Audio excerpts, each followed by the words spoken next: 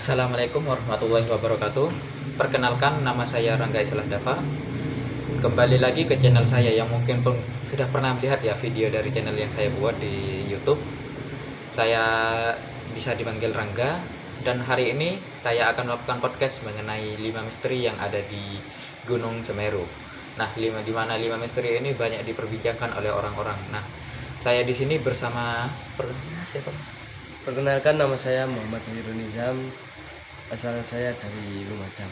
Nah, kenapa saya mengambil narasumber dari Mas Nizam? Karena Gunung Semeru sendiri kan berasal dari Lumajang. Nah, ini sangat cocok di mana Mas Nizam sendiri rumahnya itu berada di Lumajang ya Mas ya. Seenggaknya mungkin Masnya pernah nggak sih Mas kayak di Lumajang? Seperti apa sih Gunung Semeru? Apakah itu masih indah? Mungkin karena kalau sekarang karena udah erupsi ya, Mas, jadi kurang indah lah. Ya, saya turut berduka cita ya Mas ya sama dengan bencana yang terjadi di hari-hari kemarin. Oh ya, untuk gimana sekarang, apakah yang dari Lumajang selamat, apa maksudnya itu dari keluarganya Mas aman semua? Alhamdulillah selamat, Mas. Oh ya, mungkin langsung saja ya ke ke mitos yang pertama, yaitu penampakan hantu wanita di Danau Ranu Kumbolo. Bisa dijelasin Mas kayak seperti apa ya? Mungkin Ranu Kumbolo itu merupakan spot favorit dari pendaki di Gunung Semeru sih, Mas. Apakah Ranu Kumbolo ini termasuk indah Mas sehingga menjadi tempat favorit? Ranu Kumbolo itu salah satu tempat terindah di Lumajang sih, Mas. Karena apa? Apakah karena airnya jernih atau gimana? Ya, karena air jernih, bening yang kayak memanjakan mata gitu, Mas. Iya, jadi emang nggak heran ya kenapa banyak pendaki yang mendirikan tenda di dataran luas. Mas. Bisa dilanjutkan Mas, seperti apa kisahnya Mas?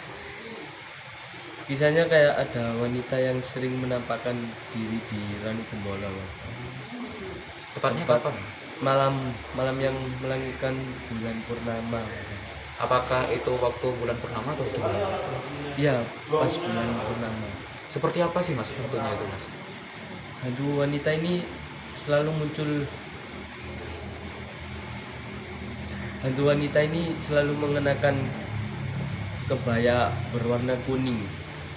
Ia dipercaya sebagai penunggu danau Ranu Kumbolo, Mas.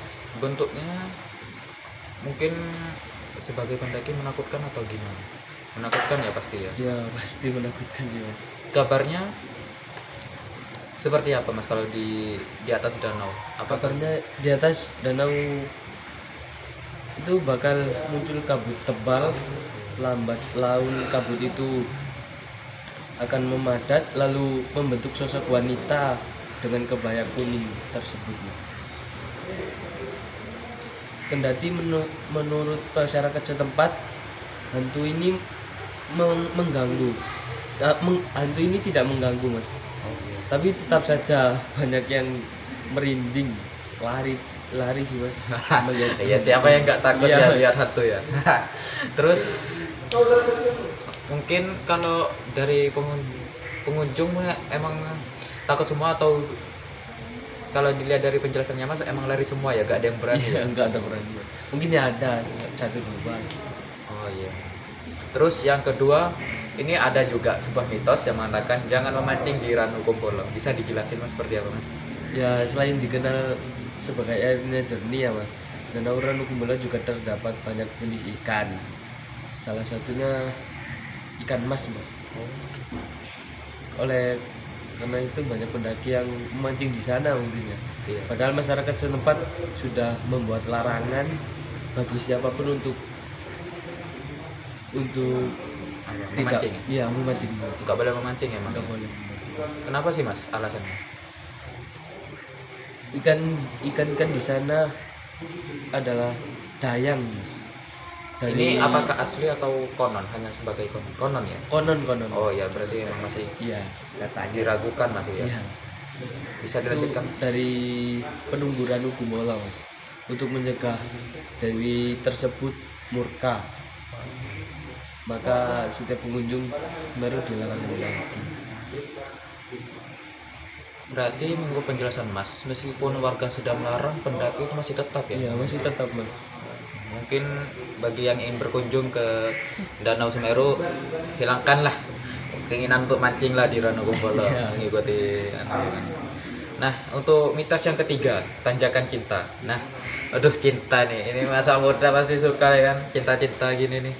Mungkin bisa dijelasin Mas kayak apa sih Mas? Tak jauh dari Ranukumbolo sih Mas, terdapat tanjakan yang tidak terlalu tinggi. Cukup membuat napas Anda tersengal-sengal. Oh, jadi meskipun nggak tinggi, kalau di capek juga gitu Iya, ya. iya. Menurut mitos yang beredar luas sih Mas, barang siapa yang melewati tanjakan cinta ini tanpa istirahat dan menoleh ke belakang, maka harapan cintanya akan terkabul. Berarti kalau saya minta ke siapa aja, artis-artis Iya, mau gitu tapi ya, boleh ya? Mas, iya. Aduh, ini yang mungkin jomblo bisa jadi ya kan, yang mau ke Semeru jomblo gitu bisa dicoba. Namun tentu saja tidak mudah Mas menaklukkan tanjakan cinta. Sebagaimana tidak mudah menaklukkan cinta dalam kehidupan nyata. Siap, baik, oke. Berarti meskipun tidak terlalu menanjak, mungkin memang dari pendaki banyak yang gagal begitu Iya, ya Mas ya? mungkin. Aduh. Yang keempat, mitos keempat yaitu Arkobodo, patung prajurit yang misterius. Nah, aduh, sekarang kayaknya kembali ke horor lagi. Tadi cinta, sekarang horor lagi sepertinya ya. Bisa dijelasin Mas? Arkopodo merupakan dua patung jelmaan prajurit kerajaan Majapahit Mas. Hanya orang yang punya indera keenam saja yang dapat menemukan patung ini. Berarti yang nggak punya mata keenam nggak bisa dong? Indra keenam maksudnya? Iya, mungkin tidak bisa. Aduh, sayang sekali ya. Terus gimana? Bisa lanjut aja Mas? Lokasi patung Arkopodo ini berada di pos terakhir pendakian sebelum Anda mencapai puncak Gunung Semeru Mas. Sampai kini orang yang tahu dengan pasti berapa besar patung Arkopodo ini, ada yang mengatakan ukuran ini sebesar anak kecil, ada juga yang menuturkan patung ini sebesar raksasa.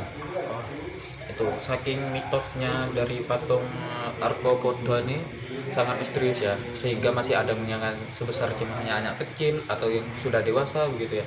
Nah, berarti kalau memang semisterius ini memang belum pernah bukan jarang lagi ya, mungkin hampir udah nggak ada yang lihat lagi sudah ya. Ini kan prajurit. Kalau ini dari perspektif saya mungkin sebesar raksasa gak sih Mas? Soalnya kan prajurit. Kalau anak kecil lucu kan. Iya, Kalau iya. dari Masnya gimana? Mungkin iya. Kataku juga yang seraksasa itu sih Mas. Mungkin apa ya, 2 kali manusia dewasa mungkin ya. Iya.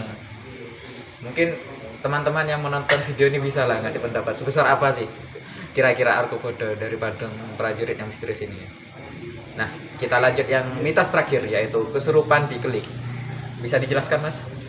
Klik ini merupakan salah satu kawasan Semeru yang terkenal angker sih Mas. Banyak batu dari orang-orang meninggal di Gunung Semeru di sana. Nama sebesar Suhoki juga terukir di Klik Mas. Sekilas tampak biasa saja. Tapi yang membalikkan angker adalah banyaknya kasus kesurupan di sana sih Mas. Baik laki-laki dan perempuan bisa saja dialamat kesurupan. Bukan hanya roh manusia, tapi roh binatang juga bisa merasuki mereka Mas. Berarti kalau roh binatang berarti ada hewannya juga dong. Iya, ada roh hewan. Nakutin ya. Aduh. Malam juga ini. Duh. Mengingat dari kesurupan di Klik, kalau emang tahu ini banyak yang meninggal, berarti langsung dikuburkan di sana dong. Kan ngomong apa ya? Terukir di Klik. Di Klik berarti emang banyak ya. Oh iya. Berarti orang yang meninggal di sana ditulis ya di sebuah Klik. Nah, dari kelima apa ya? Mitos tersebut mana sih yang bikin penonton menarik? Tulis ya. Bisa tulis di komentar.